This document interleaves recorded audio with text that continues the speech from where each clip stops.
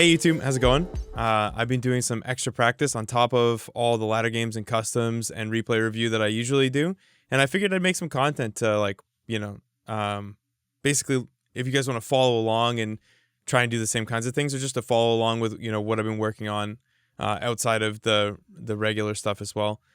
I do what I'm about to list 3 days a week, and I do 2 sessions per day, so they're about half an hour long. This is the kind of stuff you would do if you play a lot of StarCraft 2 and you want to build skill outside of laddering more and doing customs and replay reviews, because there is diminishing returns for playing StarCraft games. Eventually play like too many games and it's hard to internalize every game and learn from them. So, you can help develop skills like, boxing in the right direction or tracking units correctly and all this kind of stuff on top of that. So I've been developing a system basically to help train me in the things that I'm weak at, and I've been sort of working my way through them over the weeks. And I figured I'd make like a vlog style thing just so you could, follow along for yourself if you have ladder anxiety or if you just want to do extra practice. Okay, so the 3 things that we're doing this week. The first is Marine Split Challenge.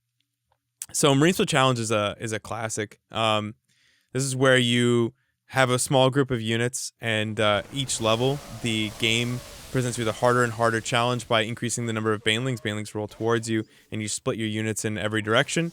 In order to try and actually work on more than just splitting your Marines, I try to focus on boxing in all 4 different directions.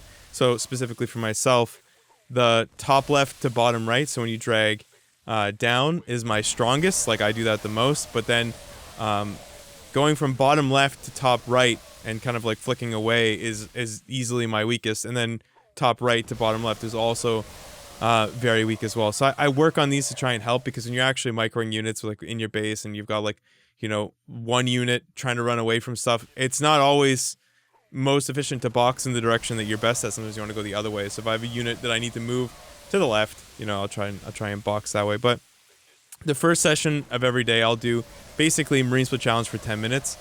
Usually before I play on stream, when I'm warming up, I'll do up to level 16. But when I'm practicing, I'll just do 10 flat minutes, and then I'll just be focusing on the boxing in each direction. So Marine Control is an older map designed by Moro. It's like really, really cool because it combines the idea of splitting for banelings and also sniping banelings as well, which you could argue is actually the more important skill. There's less splitting now than there is sniping. The major skill you get from splitting is just being able to spread your army very fast under pressure, which is a very good skill, but you don't really want to be relying on that too much. You want to have pre-splits very quickly, but you don't want to be splitting on the fly as much.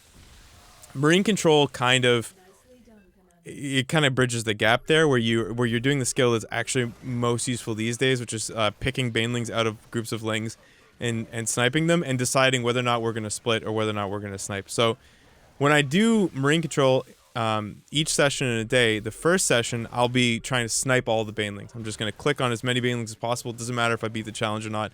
I'm literally just using it to practice tracking banelings, like picking them out in groups of lings and then killing them all. And then in session 2, what I'm going to be doing instead is I'm going to be splitting mostly. I'm going to be trying to actually win the challenges and get as far as possible. And I'll do this for about 10 to 15 minutes. They're the good runs. I think some people have it in under than less than 10 minutes. I personally haven't even managed to beat Marine Control because it's really quite hard. So then the next one is one that some of you probably might disagree with, but remember, this is extra practice. So like, you know, even things that are tangential and like not quite StarCraft may actually help here.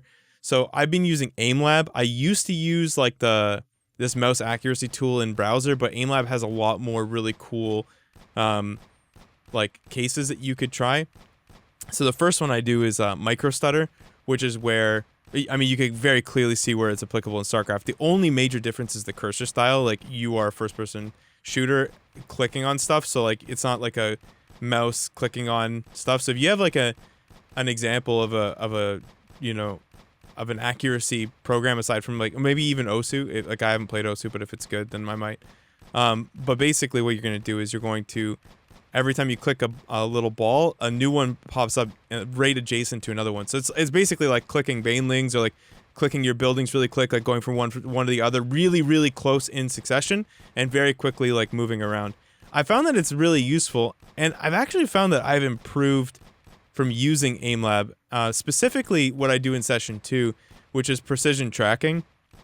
There are many different like options of this, but you're basically trying to follow a ball with your cursor on it.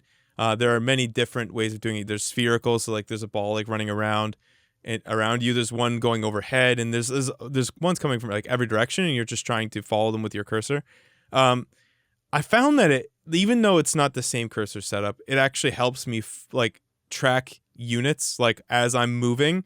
And as they're moving, I can more easily focus on them, because it's not something that you do, like you really think about doing, but it kind of it has helped. I've noticed I've been able to actually follow specific units and groups of units much better since I started practicing. It could just be that I'm definitely playing more these days, but focusing on this kind of stuff is, I think, helped as well. All right, so yeah, this is basically, you know, a nice short vlog style what to practice. I'm gonna do like one of these a week. Nice, quick, easily digestible. Put some music in it, and I hope you guys enjoy it. Let me know in the comments below what you guys used to practice or what I should do to practice, because I'm perfectly open to trying new stuff, and hopefully you know, if they're good, I'll give it a shot, and I'll actually drill it for a week, and maybe I'll make it more of a regular thing.